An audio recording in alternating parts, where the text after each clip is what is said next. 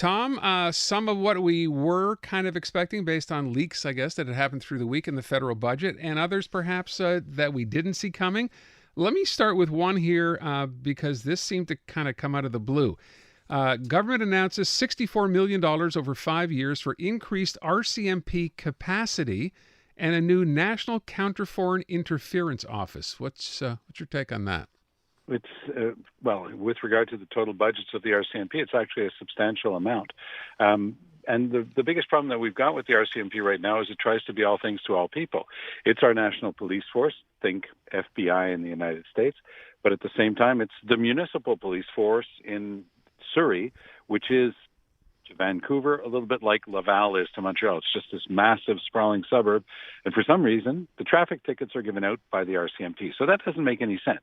So I think that they're going to try to use some of that money to concentrate the RCMP on its more core responsibilities, and that's a good thing. And to see anything whatsoever being spent on enforcement is actually surprising, because if you look at the past history of the Liberals, there's not much there. And indeed, on a similar but slightly different front, with regard to the armed forces, the defense budget is, again, it's peanuts compared to what it has to be. We still can't recruit, and we've got no equipment, and somehow we're not going to be spending anything on our military. It's a real shame. I would have simply asked, maybe I should have started with that, your reaction overall to what you have already heard. Anything you didn't see coming, surprised you here? What do you think of it overall? It was a surprise to me to see Trudeau pull a classic Trudeau and go all in. Poilievre's standard boilerplate critique is Trudeau spends too much money. You know, he's a spendthrift, doesn't know anything about managing the government, doesn't understand the need for austerity. Trudeau says, oh yeah, austere this. And he pushes all of his chips to the middle of the table. He comes up with a much bigger deficit than anybody was predicting. Yeah. His numbers are completely blown out of the water compared to what he announced in November of last year, like 5 months ago. So he's playing it the Trudeau way. It's like, okay, you're not going to define me. I know who I am. And by the way, the minute you start criticizing my budget, I'm going to tell people you're going to take away their $500 check for groceries that I just sent them. So he's playing that classic Trudeau all-in approach, you know, always doubling down. He rarely backs down from a fight, and he's looking forward to this fight that's impending with Poilievre. There's some McKinsey cuts in here. Which I found pretty interesting. So they're going to reduce spending on consultants and travel by 15%. That's substantial. But then I saw this figure saving the government $7.1 billion over 5 years. Wow. What do you say to that, Tom? Well, on Trudeau's watch, the total budget for subcontracting out to companies like McKinsey went from $8 billion. So when Trudeau came into power in 2015, in the previous fiscal year, there had been $8 billion spent on this type of outsourcing contract. Trudeau made it a big campaign item, said it was outrageous that we were spending $8 billion on outside companies. Last year, the Trudeau Liberals spent $22 billion on outside contracts to companies like McKinsey. So for them to save $7 billion over 5 years is what? $1.5 billion, let's say, for the sake of argument, a year, if they do that.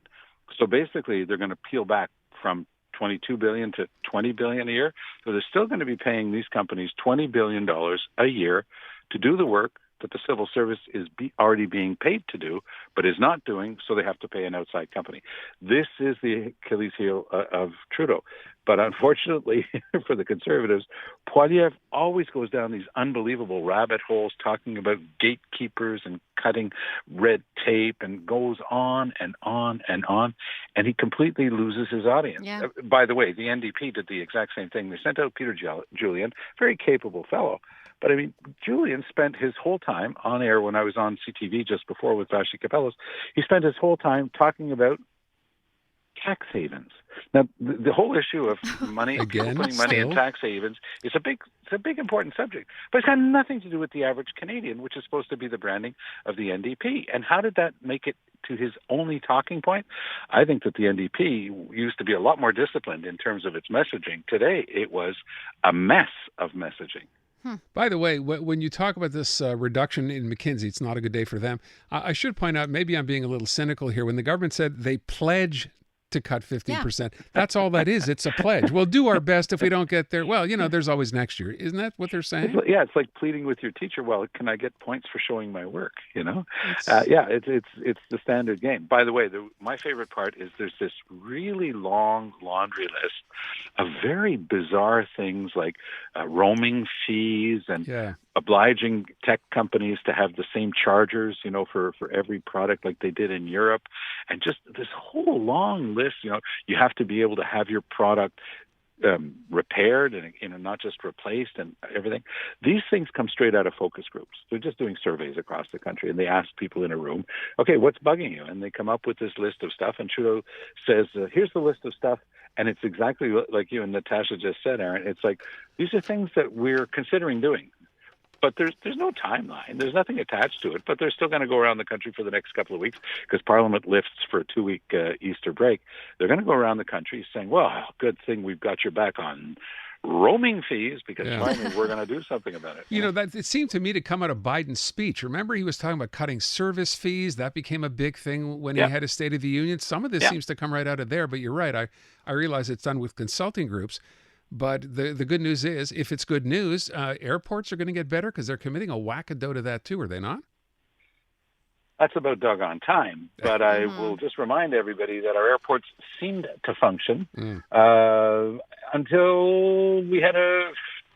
when we had a transport minister like Mark Garneau, our airports functioned, okay? Because the guy was in charge of the transport department, which includes aviation in Canada. Now, not so much. Yeah. So they realize that it's not working, so they know that the answer is not to put in somebody who knows what he's doing, but to throw a bunch of money at the problem. I don't think that's the best approach.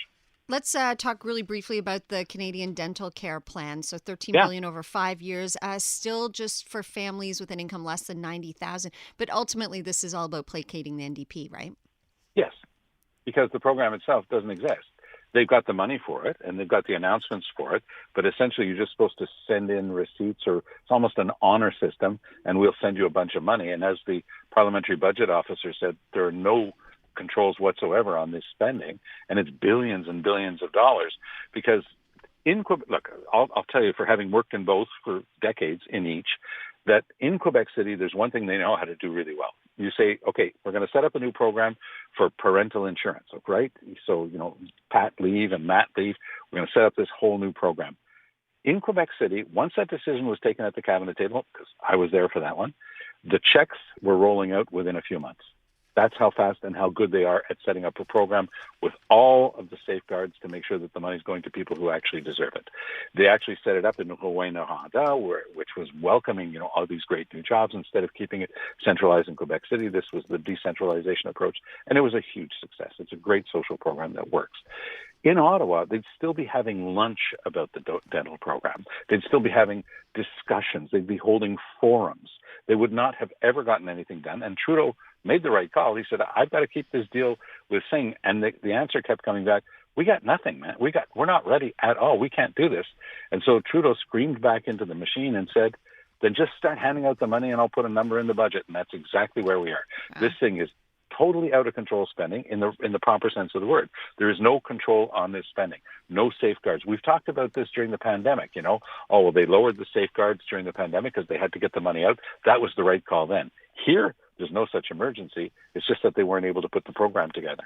Tom, real quick, got about a minute. So everyone's wondering on this Roxham Road situation, how do they manage to keep this a secret for an entire year, or at least not reveal the details for an entire year? You mentioned in the past, of course, Marco Mendicino getting his knuckles rapped by the Prime Minister when he hinted at it. What do we find out?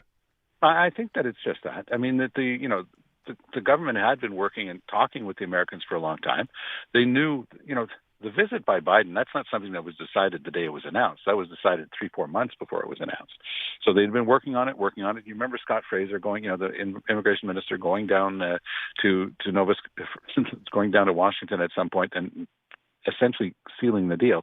So that's exactly what it was. And by the way, people who follow these things, the people who are concerned and the people who are helping them get up to the border, they all knew something was going to happen. They all knew that with Biden's visit, something was going to happen, and they rushed and they rushed. And that's probably why the night of, there weren't that many people caught at the border. Fair enough. Because the word had essentially gone out.